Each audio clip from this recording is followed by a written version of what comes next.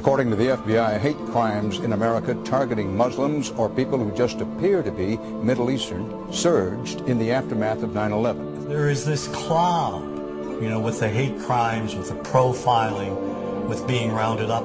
Again, I think this illustrates the power of film, that in spite of the reality, in spite of the material that we know to be true, we still embrace the mythology.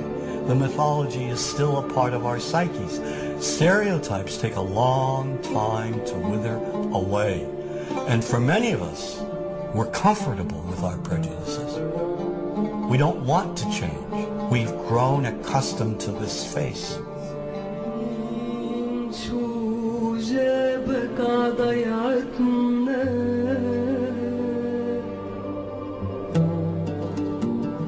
When we think of Arabs, what do we see? What images come to mind?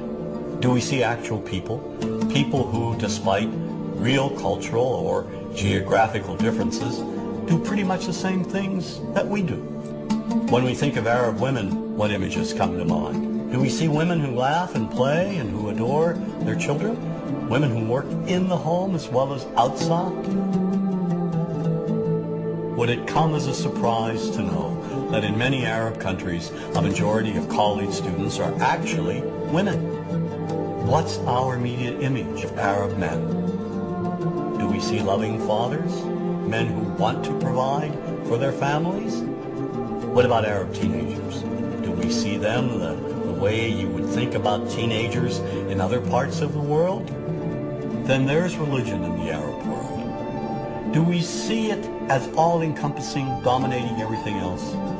Do we know that even though faith plays a huge role in the Arab world, just as it does here in the United States, that it's also true that much of the Arab world is quite secular? When we think of Arabs and religion, does Christianity come to mind? Do we remember that there are over 20 million Christians in the region who have lived side by side in harmony with Muslims for centuries? To their credit, some filmmakers have shown Arabs and American Arabs in all their complexities. An excellent way to shatter a stereotype is through laughter, through comedy. So we have comedians. Comedians have done this historically. Black comedians, Jewish comedians. So we see Arab comedians doing this, and this is one way to release the tension. Name's on a credit card, true story. Guy behind the counter picked up my credit card, sees the Olive Garden, looks at me all weird. He's like, hey buddy, what kind of name is, that?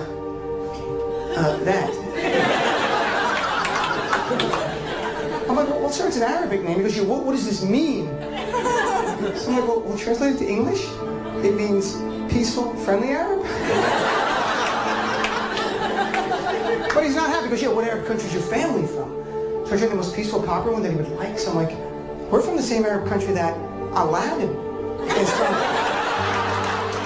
To his credit, Michael Moore in Fahrenheit 9/11 in the DVD includes a scene with this comedy coming out. My name really is Ahmed, and I can't fly anywhere.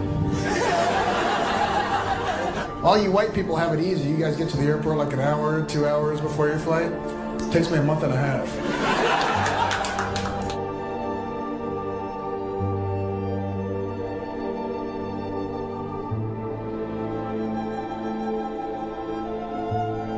Nous vivons dans un monde qu'on peut critiquer, qui est le monde de la dérision. Vous le savez bien, et dans les médias, je dirais le monde de la dérision, on se moque de tout. Le fait que ça se fasse me satisfait. Parce que ça veut dire que nous avons, qu'on est libre. Peu à peu... Il faut qu'on soit beaucoup plus sage que ça, qu'on rentre pas dans ces provocations.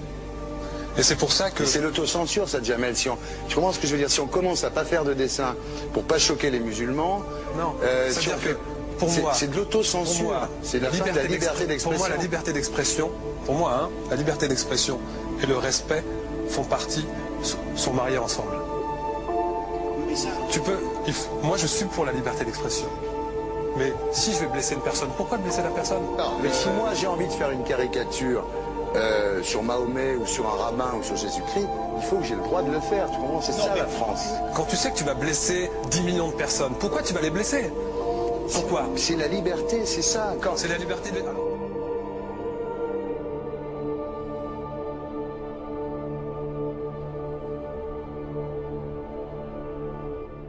Attendez, tout seul. Vous pensez pas que c'était à vous de vous excuser, non? En disant le sketch n'était pas très drôle, je suis désolé si j'ai blessé des gens, voilà, excusez-moi, voilà, c'est une connerie, c'est mon travail.